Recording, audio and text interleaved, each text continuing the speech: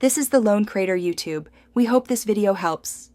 You start by powering the headset down fully or putting it in the system's safe eject state. This prevents data corruption. Once the device is off, locate the card slot. Check for labeling or a tiny cover. Make sure you have a light and, if needed, a small paperclip or prying tool ready for recess trays.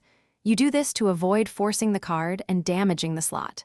Finally, remember the card's orientation and which side faced you so you can reinsert correctly later.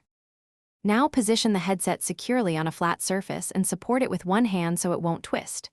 Gently press the card inward until you feel the spring release or a click, then let it pop out.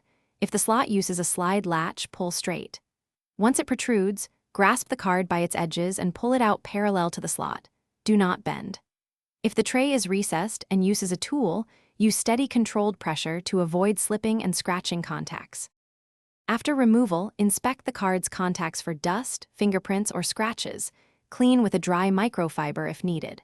Once verified, store the card in an anti-static or labeled case to prevent loss and accidental damage. If the headset later fails to read the card, reinsert it, ensuring correct orientation and full seating, reboot the device, and check for firmware updates. This often resolves recognition issues. If problems persist, test the card in another reader to isolate whether the card or headset is at fault. Thanks for watching. Consider subscribing if we helped you.